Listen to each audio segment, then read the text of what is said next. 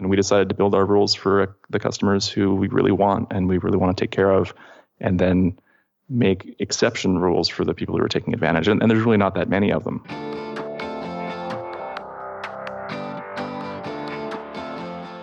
Hey, my name is Felix Tia, and I'm the host of Shopify Masters, a weekly podcast powered by Shopify, the easiest way to sell online, in person, and anywhere in between.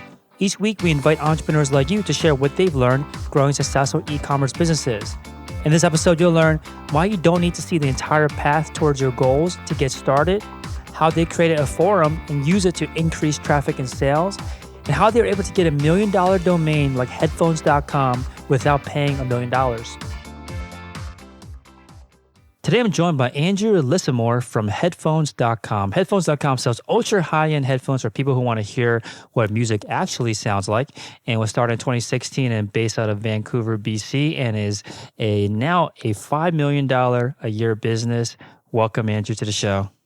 Thank you very much. Great to be here. Awesome. Great to have you on.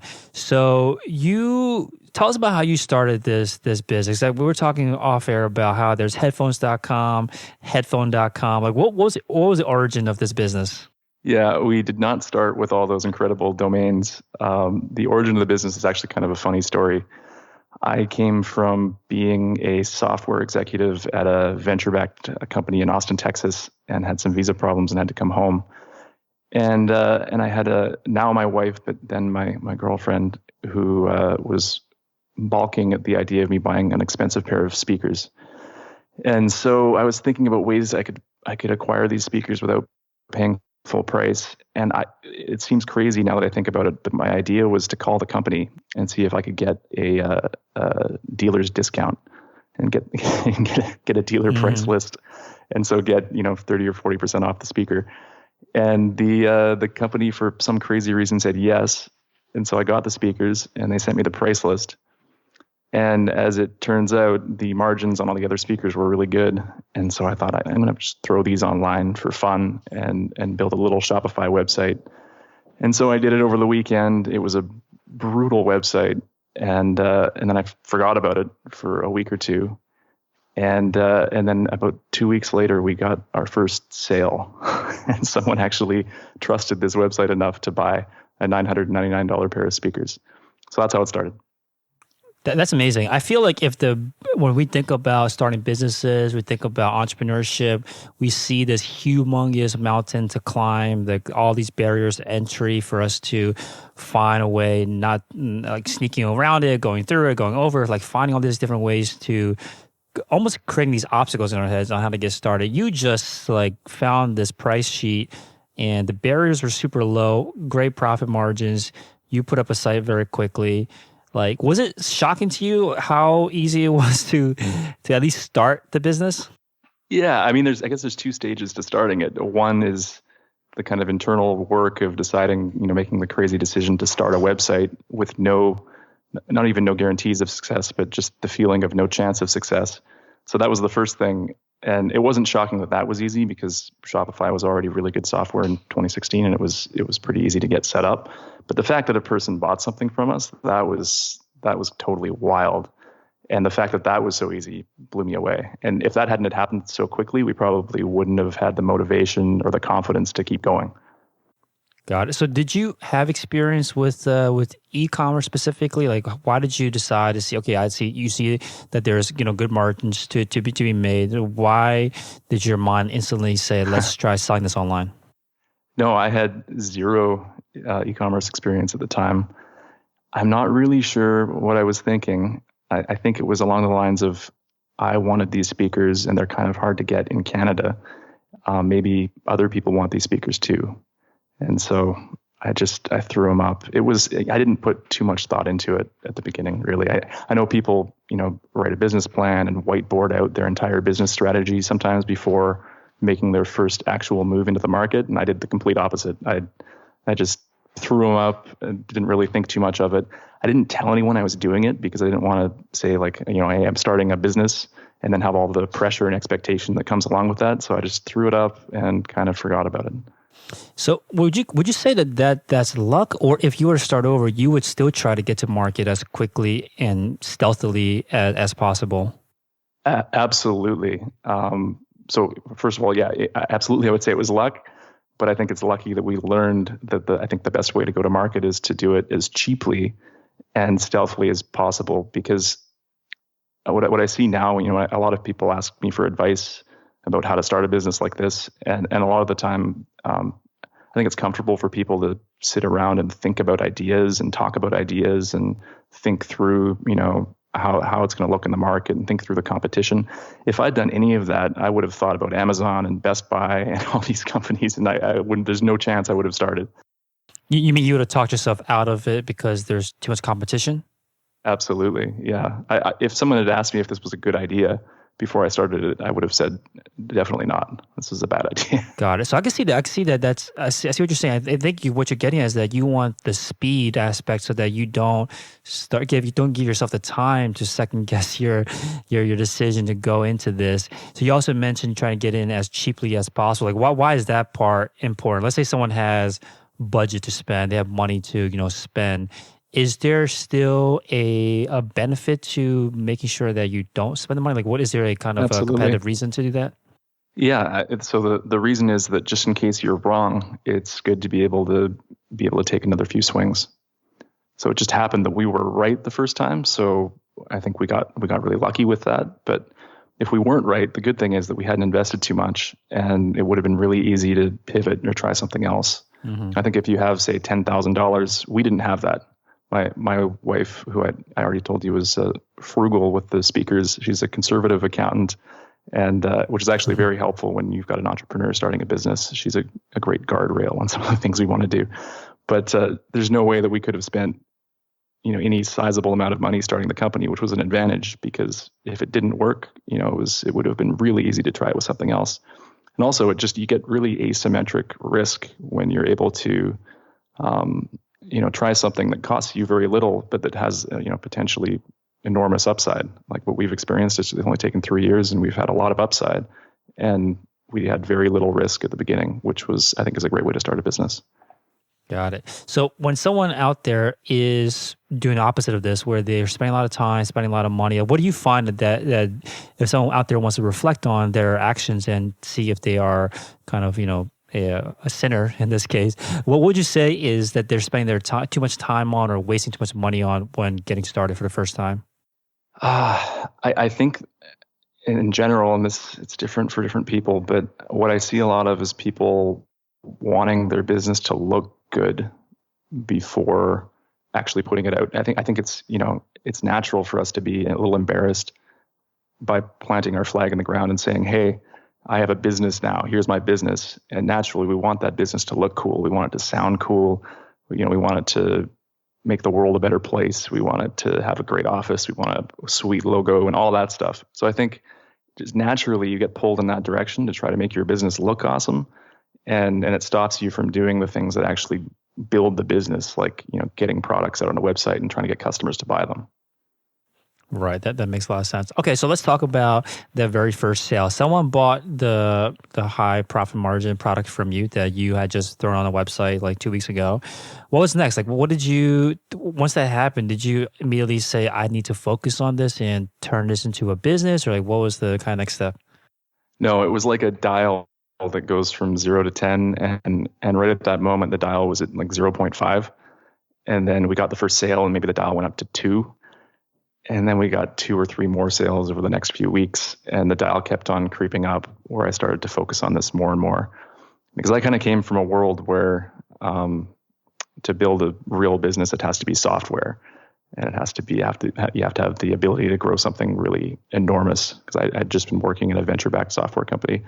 So coming to retail, I didn't feel like it was a giant opportunity at first, but I did think this is actually working right now. And maybe if we do more of what we're doing, like add more brands that look like this brand, maybe this thing can continue to grow, and maybe there's a business there. But I still didn't really admit it to myself at that point. So maybe those first few sales turned that dial up to 2 or 3.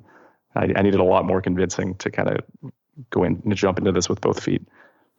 Right. So I guess if you were to do it all over again, what kind of green flags would you look for to say, oh, let's keep on taking another step down this path? It was the sales. I mean, if we hadn't, so there's two things. So we're kind of unique in the sense that we're selling other people's products, and so we needed to get vendors or brands to say yes to us on one side, and then we needed to get customers to buy those products on the other side. And getting vendors to say yes was a huge challenge. But the green flag was that the first vendor I asked said yes, which was great. If the first vendor I'd asked had said no, there probably wouldn't be this business today. So they said yes, and that gave me some confidence to keep going. And then those first few sales, those are massive green flags, especially when we knew, I knew how horrible our website was, both from a design perspective and a credibility perspective. And the fact that someone bought something off that was a really good sign, because I thought, if we've got a long way to go towards building this into a credible, nice, well-branded experience for customers, and we're already selling something. So that felt like a significant green flag. Got it. So these vendors that you're a retailer, essentially a reseller for, don't they want to see that you have customers? Like, don't they want to see that you have a quote unquote yes, professional site? Absolutely. Yeah. So the trick with the first one, and yeah, that was a constant challenge for us, was trying to look credible when we had no credibility. But the trick with the first one was I didn't have a site yet, which was actually a benefit. And I said, we're launching on June 15th or whatever it was. And so I tried to make it sound as professional as I possibly could, and said, we're about to launch this thing, and we'd love to have you as one of our first brands for our launch. And I spent a lot of time crafting, really well-written emails and things to make us sound like we were a serious new company without, lying, but definitely leaving out the fact that I was working out of my living room on a couch. So they said yes, that first brand. And then I realized after that how hard it was to get brands. So it was a total fluke that they said yes. But one of the reasons we got headphones.com, or that we worked so hard to get the domain, was because we needed to buy some credibility in order to get the next slew of brands. Because we were dealing with storied audio companies that have been, with headphones that are handmade in France or Germany or whatever it is, and really tough to convince those guys as a new company that they should take a gamble on us with their brand. So, what was the timeline? So you bought and you sold the very first kind of couple of products. That was in 2016. When did you guys decide to buy headphones.com? Probably early 2017, if I remember correctly. What was the name of the store, I guess, before that? Like, what were you operating as for that year? It was Premium Sound Canada for the year. So when you bought headphones.com, did you have like a large customer base at that time to rebrand with them? Like, how did you kind of transition into this new brand of headphones.com? No, we didn't really have a big customer base at all. And we erroneously thought that if we bought this domain, everything would be rosy after we bought the domain. And we were wrong. We definitely had a lot of work to do right after we got the domain. We thought, if we just open this thing up, we'll be flooded with customers and orders. And our Premium Sound Canada business wasn't actually very big. Interestingly, at the time, we also had an Amazon business where we were doing FBA. And at the time, I think FBA was about 80% of our business, and Shopify was 20%. And since then, we've flipped it around so that 80% of our business is Shopify and 20% is Amazon. What was the step towards doing that? There were many steps, but I think the first step was just to internalize the fact that while it was easy to get started on Amazon and it was easy to scale on Amazon, there was something about building a business where we own the customers and we own the brand and we have control over the customer experience that we thought was a better long-term idea.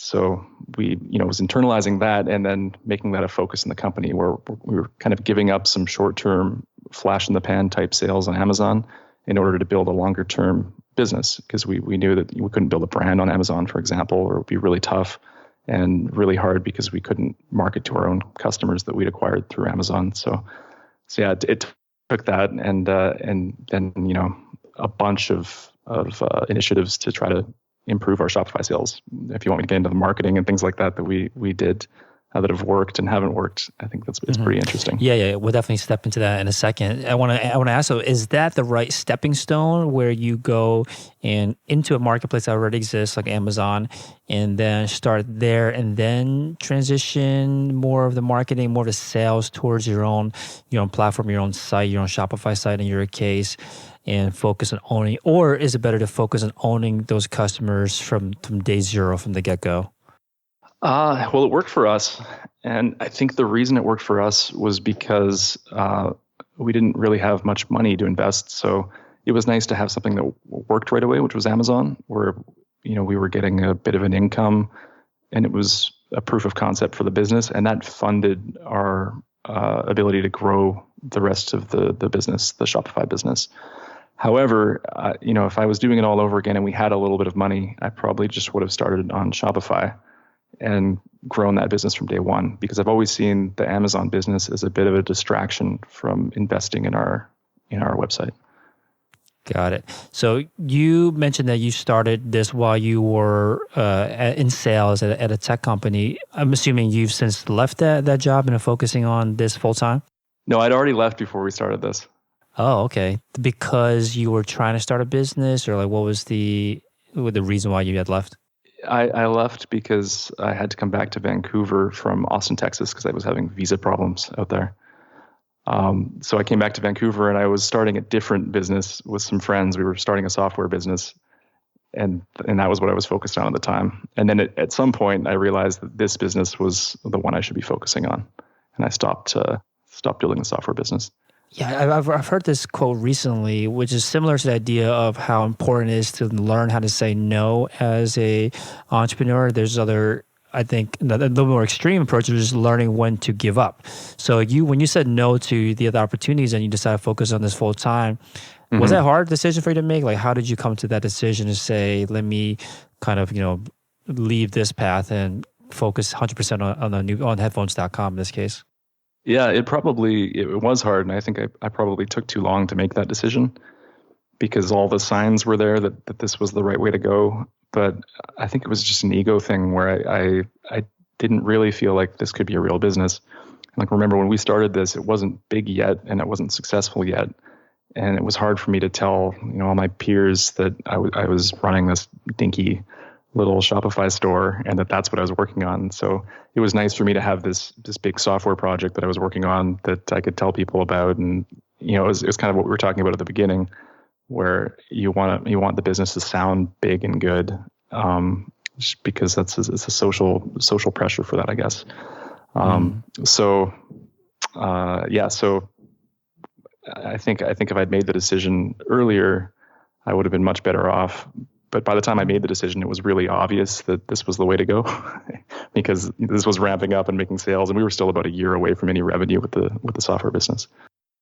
I guess what were the signs if you were to leave more on, when you look back on it, if you were to leave with a better timing and leave earlier than you would have than you actually did? What were the signs that you wish that you recognized sooner, that because you said it wasn't big or successful yet? So what were the signs that allowed you to look back and say, I should have left then?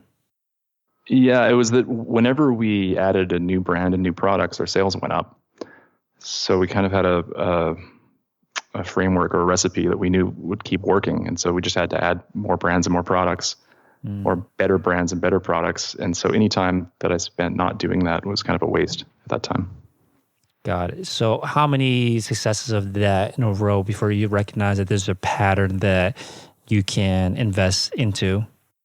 I think I recognized the pattern really early, but it still hadn't hit the tipping point yet where I was convinced that this is the way I should go. And I think it was just more the embarrassment of saying, hey, yeah, I'm a Shopify vendor at day one without much to show for it.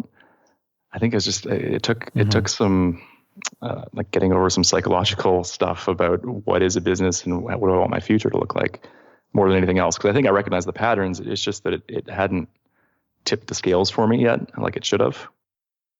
Yeah, I think that's important topic, the psychological aspect of it, because it's crazy how many kind of false beliefs that entrepreneurs kind of have in their head about what makes a business, what goes into a business. I think the glorification of entrepreneurship is the culprit for a lot of this, because it makes it seem like there's some mystical aspect to it. And it's for you, it just sounds like you recognize opportunities, you put in the work. It's literally you sourcing more products grows the business. So when you were adding new products and you weren't just like releasing them onto your website and then just waiting for sales, or like what was the process of adding a new product or adding a new, I guess, a new line of products and actually launching it to your customers? Yeah, I mean, this goes back to testing things as cheaply as possible, because like every new brand and product we add is kind of like starting a new tiny business where you want it to be successful and you want to test whether or not it's a good idea to invest in or to continue investing in. And so when we were adding new products, what we try to do, and this was kind of a hacky way to do it because we didn't have much money, we would add a product, and then instead of buying stock from the vendor at the time because we couldn't afford it, we'd see if we sold one. I think Zappos did this back in the day too, but we'd see if we sold a pair of headphones or a speaker or whatever. And if we did, we'd fulfill it some other way. We'd buy it full price and we'd fulfill it off Amazon or whatever, just to make sure that it's a thing that would actually sell before we went and invested in inventory. So then if it sold, then we'd buy maybe one from the company if they'd let us. Sometimes they'd have minimum orders and things like that for good reasons to avoid people like us. But then, and then we'd sell that one, and we might buy two, and we just ramp it up as slowly as we could get away with. And it became tricky because sometimes we wouldn't be able to fulfill orders to customers, and customers would get upset, and we really cared about customer service. So it was always a challenge balancing those things. Unfortunately, now we've kind of grown. I think you kind of have to start out that way though, and patch things together and make them work. But now we've grown enough that we're able to hold all our inventory and fulfill orders really well and do all the things we wish we could have done back then. Right. So I guess if these vendors are willing to take on a brand new company at that time, there must have been a lot of competition at entering the space, or there must have been other websites or stores where people could buy at least a product would be similar or maybe the same exact product. How do you differentiate yourself in a market like this? Yeah, it's a big challenge. I think one of the advantages for us was that we had no retail experience. And by the way, when I say us, I'm talking about my brother and I, who joined the company. My brother joined the company really early on, and is my co-founder. And we've been working together very successfully for 3 years. So whenever I'm saying us, I'm talking about him. So we initially had a lot of trouble getting new vendors to say yes to us because we weren't credible, and it was a big challenge to present ourselves as a credible business. But I think what we did, the advantage was that we did not have retail experience, but I had a lot of software experience and software marketing experience. And this was business to business SaaS software, which when you want to talk about competitive, it's one of the most competitive spaces right now. It's so cutthroat and the marketing is so advanced and analytical. So I took a lot of what I learned from leading marketing in software and brought it over to this little slice, this little niche of retail, which is high-end audio and high-end headphones. And so the vendors actually really connected with that because they were all at this point kind of grasping at straws to think of how they're going to deal with the internet. They're finally starting to move away from brick and mortar stores into selling on the internet, and they wanted people who understood the internet, I think more so than just retail or e-commerce. They wanted people who had a good vision about how to acquire customers and how to use data and all these things that aren't natural to people who are running brick and mortar stores. So that really helped. Got it. So you differentiate yourself to the vendors. What about to your end customer? Like, how did you, or did you get exclusive rights to some of these product lines? Yeah, some of the product lines we were at one of a handful of vendors, which really helped. But the biggest way we differentiated ourselves is, first of all, Taryn and I love headphones. We love sound and love audio. And we thought about what's like the utopian version of a headphone store or an audio store, and what does that look like? And then we wrote a bunch of stuff down. one of which was 365-day returns, which is super crazy. And what we ended up building was just this incredible customer experience, and we just got fanatical about focusing on our customers being really, really happy. And we kind of ingrained it into our DNA that we would do things that would make force customers to talk about us to their friends. That our service would be so ridiculous that they couldn't help but talk about it. And that's the biggest way we differentiated ourselves in a really competitive landscape. So you have this kind of balancing act early on, and maybe you're still in this, where you have this utopian, idealistic version of the store that you want to create, but then you have to balance that with launching before you're ready and kind of getting out there sooner than you feel ready. How does that work? How do you focus so heavily on creating this experience that's much, much better than what's out there, but then also not wait too long to launch or wait too long to release new products? So to be honest, the utopian vision did not start at day one. It's not like we wrote that down and then said, okay, now we start the company. It evolved over time. And I think at the beginning, we were just trying to slap it together and keep things working. And in the back of our minds, we kind of had these ideas developing. And then it took about a year and a half, so about halfway till this point, for us to really crystallize the kind of company we wanted to build. So, it was kind of like that great metaphor of you jumping off a cliff and trying to build an airplane on the way down. That's kind of what it felt like. Mm-hmm. Like we jumped off the cliff, and then we're building the company and the values and all that stuff as we go, and the systems and the processes to operate. Got it. So you're now kind of in this mode where you're building a beachhead, and you're focusing heavily on customer service to differentiate yourself. What worked in the beginning then to kind of get the customers, if you didn't have the resources or the experience to focus so heavily on the customer service like you do today? Yeah, it was mostly product selection, I think. We were picking products that weren't very well represented in the market yet, and it had reasonable demand. So we just thought, hey, we really don't want to compete with Amazon and Best Buy and all these really efficient stores. So what's the product segment that we can go after that's pretty unique and not very well represented? And it happened to be headphones that are between $500 and $50,000. And that's kind of it. So it was the choice of that niche that I think helped us at the beginning, because there's more than that many stores selling that stuff. So that gave us an advantage. Got it. Okay, so let's talk about customer service, because this is what differentiates you today, and you want to have such great service that your customers have to talk about you. And I think that's a great kind of goal for people to keep in their head. So you mentioned that you have 365-day return policy. We'll start there. How do you, like you said, that's pretty outrageous for anything. Like, I guess Apple is the only other brand that I know of that has a year-long return policy. How did you know that this was like feasible, I guess, numbers-wise? So my background, my education was in finance, so I love spreadsheets, and that can be both a benefit and a curse when it comes to this kind of thing. But I got into a spreadsheet, and I thought, this is crazy, but I should just model out whether or not I think 365-day returns could work for us, because we really wanted to do it. And so I made a model, and it came out that, we'd be definitely giving up margin and in the short-term profit, but, we could do it and build a sustainable business out of it. We just have to be really careful about which products we choose to put in our store, and we'd have to be really, we've got to react quickly to data that showed that a product wouldn't stand up to 365-day returns. So as long as we manage things really well, I realized through a spreadsheet that we could do it.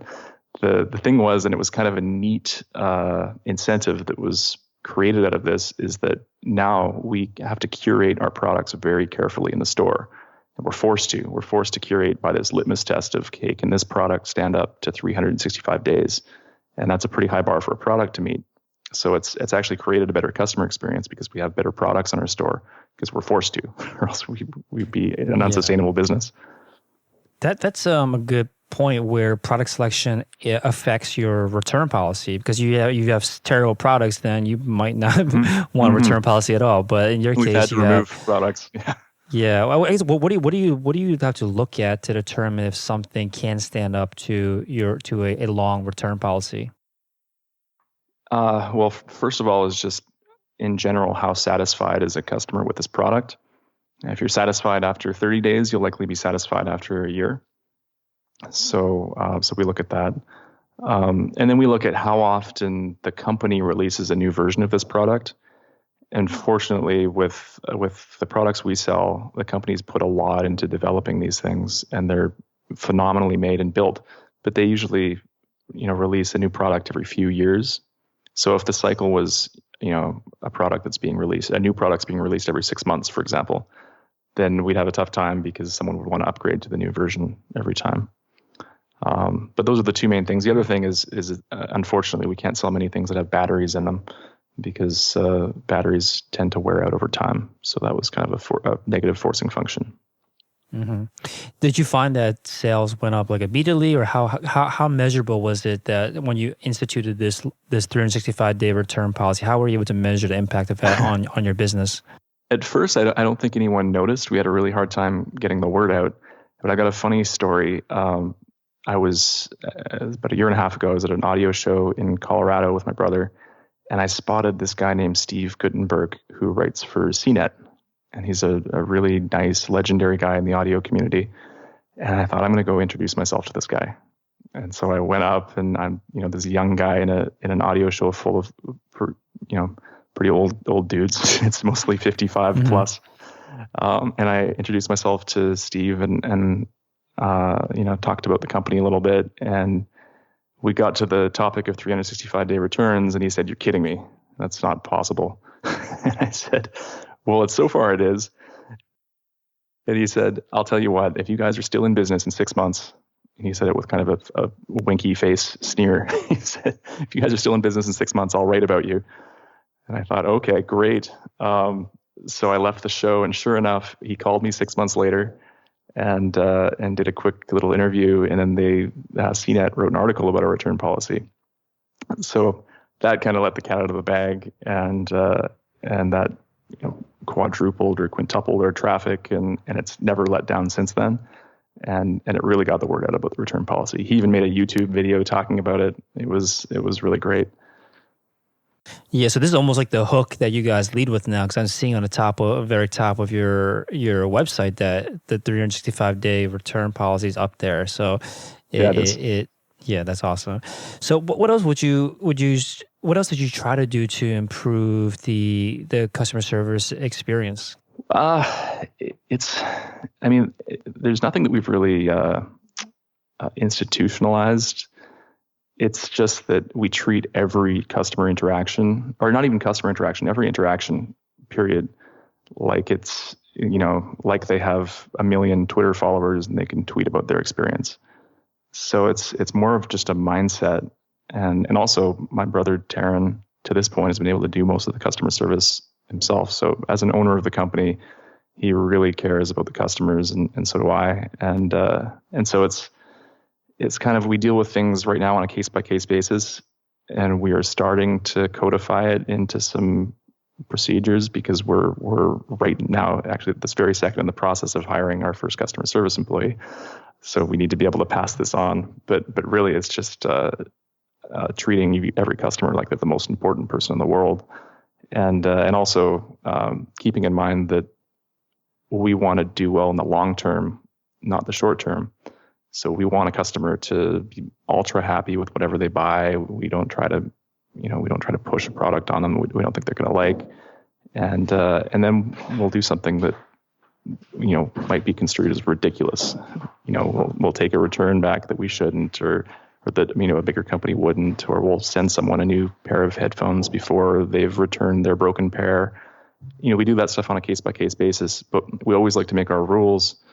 I think a lot of companies make their rules for the lowest common denominator of customer. So the return policy is built for the people who abuse the return policy, or how they treat a customer is kind of built to deal with the customer who's going to take advantage of something. And we decided to build our rules for the customers who we really want and we really want to take care of, and then make exception rules for the people who are taking advantage. And there's really not that many of them. So I think a lot of companies, there's this boogeyman of all these customers who are going to beat down your door, taking advantage of your generous policies. When in reality, most people are really reasonable.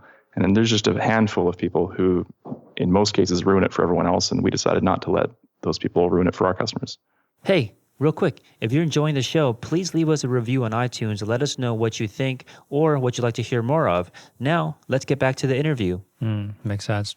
So let's talk about this transition from moving 80% of the sales from your business from Amazon over to flip it around to have 80% of your sales go through your Shopify site. And you had mentioned to us that you figured out a way to hack Google Shopping that made your ads highly profitable after wasting a small fortune on a useless agency. And I feel like a lot of people out there listening, I was like, they're in that same situation right now, or they went through it. So please share that experience with us. Yeah, I will. And I'll try to, I'll give you the concise version. If people want the longer version, maybe I'll do a blog post on it one day and share it with you guys or something so that you can, because it's a bit of a tricky system that we figured out with Google Shopping, but it works. So basically the Achilles heel of Google Shopping is that Google uses an algorithm to pick the keywords that you're going after with Google Shopping products. So our problem was that we'd have, for example, a Focal Utopia headphone was one of our products, and it costs $4,000 US. And Google would have that showing when people type the keyword headphones into Google. And so people would see a $4,000 headphone when they type headphones into Google, and they'd think, oh, that's interesting. I didn't know headphones could be $4,000, and they'd click, and then we'd pay our $1.50 or whatever. And that was 99% of the traffic we were getting, because it wasn't, they weren't people that were looking for a $4,000 headphone, and they weren't people that were looking for a Focal Utopia headphone specifically. There's like window shopping or like intrigued by the $4,000 headphone, not that they're interested in buying it. Yeah, exactly. When people, the average person who's looking for a headphone is not looking to spend $4,000. I'd say that's 0.0001% of people looking for headphones. So that was a big problem for us, because we were just pouring money down the drain on all these Google ads and not getting much in return. And so our return on ad spend was brutal. It was completely unsustainable. But what we figured out was that we could do something that kind of took advantage of Google's logic, where we would set up 3 shopping campaigns. And one would be kind of a 5-cent level campaign, like really cheap clicks. And we'd make that the highest priority campaign. So it's kind of tricky to wrap your head around, but basically we'd make that the highest priority so that Google would default to showing the 5-cent clicks first. And then what we would do is put negative keywords in that campaign for our brands and our products and some other things that would move those clicks up to the second level campaign, which would be kind of a medium priced one, where we might bid 50 cents to $1 on clicks. So then the only keywords that we spent $50 or 50 cents or $1 on were ones that were negative keywords in that first campaign. So instead of bidding on everything, we could choose the keywords we bid on. And then we do the same thing with negative keywords in that second campaign into the highest level campaign, where we bid $1 or $2 on clicks. And then the only keywords that we get up there are very specific keywords where we knew the person had the intent to purchase. So that way we were able to kind of hack Google Shopping to make sure that whenever we paid a lot for a click, we were paying for a click that was actually someone who was intent on buying what we were trying to sell, instead of whatever keyword Google wanted to show our headphones on, which was generally very poorly targeted. So a lot of this is around negative. Does that make sense?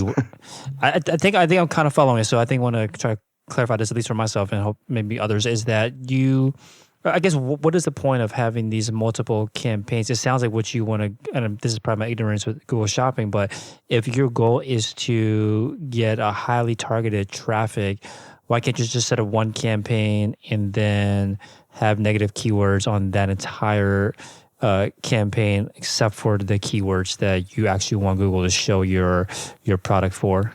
Because you will spend hundreds of thousands of dollars before figuring out every negative keyword that you need to put down. These campaigns aren't running simultaneously. They're running, you're running them until you find out what the negative keywords are. No, they are. Your negative keywords in the lowest value campaign are the keywords that you want people to type. So basically, what you're doing is passing those negative keywords up to the second level campaign, so you can bid more on these things. Because what you've set the priority level so that Google shows people the 5-cent campaign first. But then if there's a negative keyword there, for example, negative keyword Focal Utopia, then the Focal Utopia search will go up to the second level campaign because you put a negative keyword in the first level campaign. So it's kind of tricky. Like I could write about it, but basically it makes sure that instead of using negative keywords to say what we don't want people to search for, or the clicks we don't want to pay for, we're using negative keywords to get the clicks that we do want.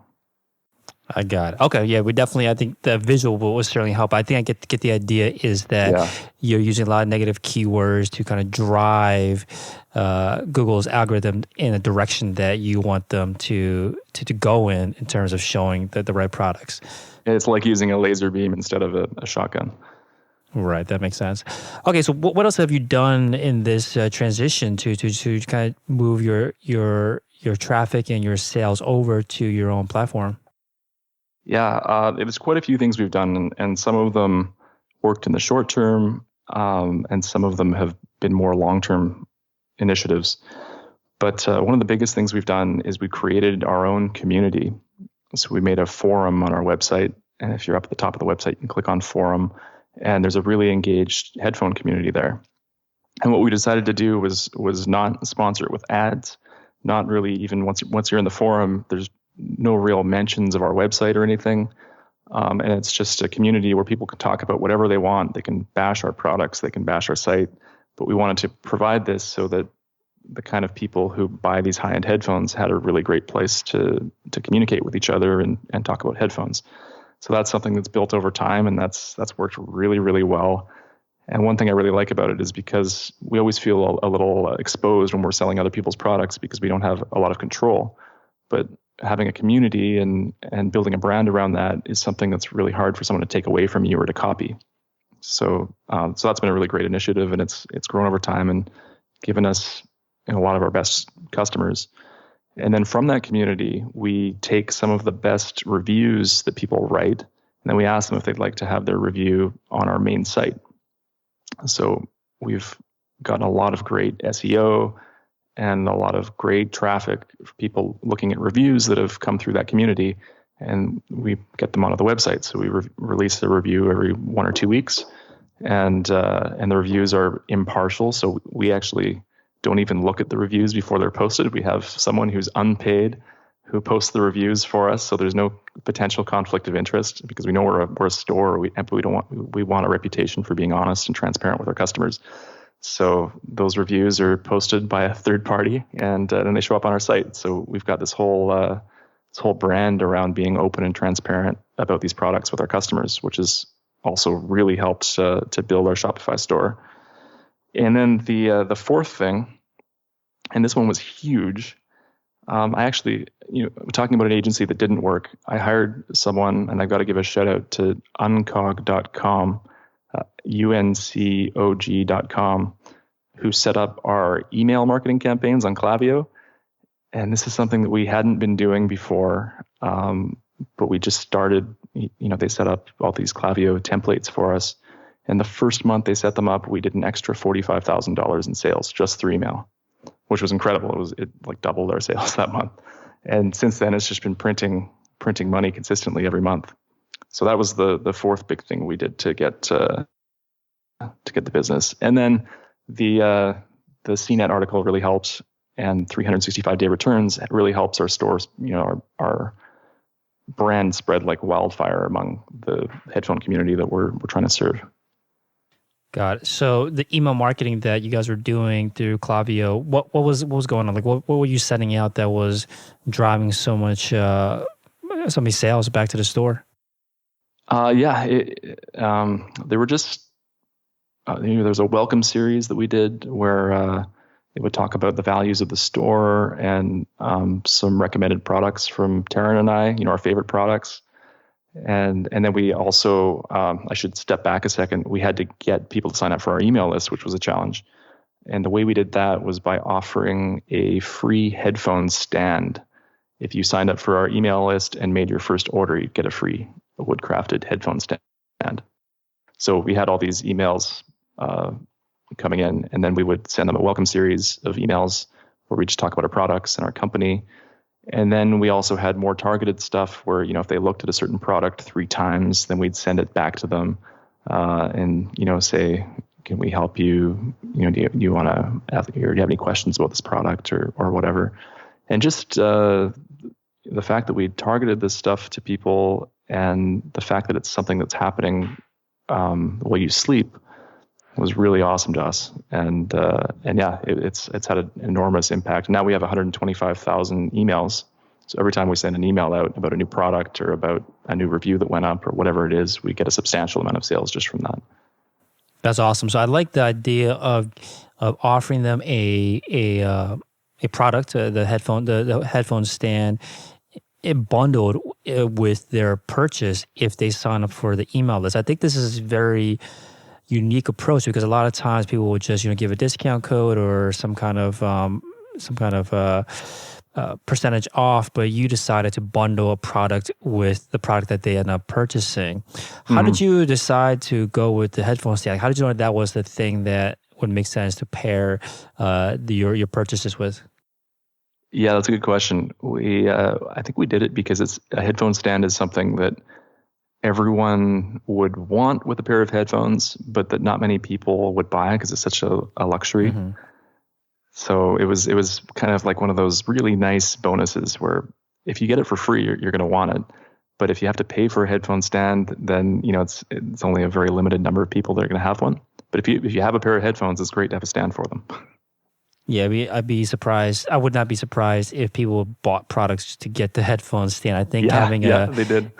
Having a premium bonus like that, sometimes you don't necessarily want to sell the most kind of sexy thing right off the bat. You always want to pair it up with as a bonus on top of the product that you're trying to sell. The way that you have it set up, I think that's awesome.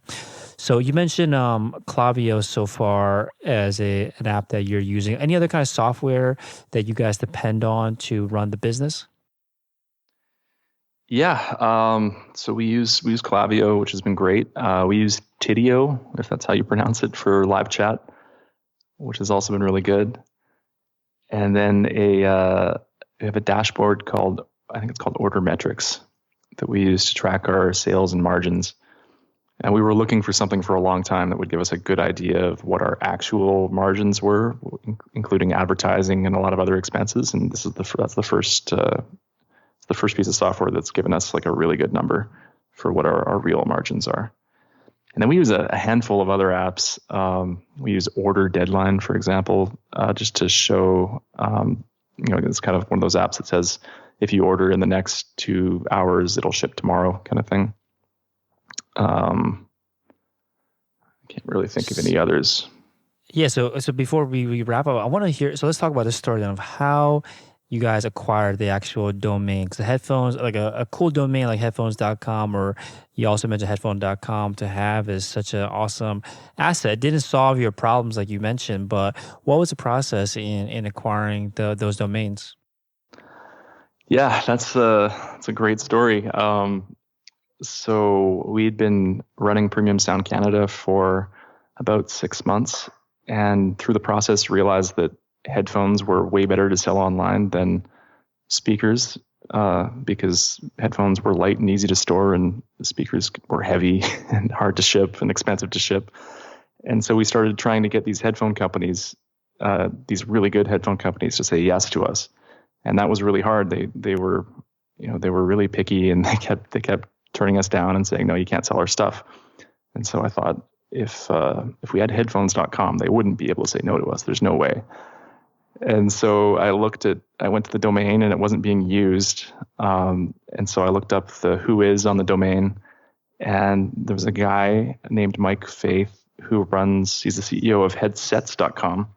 I think he bought both domains back when the internet first started in the early 90s, and ended up building a really big successful business on headsets.com, and just had headphones.com redirecting to headsets. So I sent him a message and I said, I don't forget what I said, but I said, hey, I'm interested in your domain. Are you looking to sell it by any chance? Totally thinking there's no way this would ever work. And this is a really good lesson, is just trying stuff where the risk is very low, but the potential upside is really high. Another example is when I introduced myself to Steve from CNET. The risk was low, just embarrassment, and the upside was huge.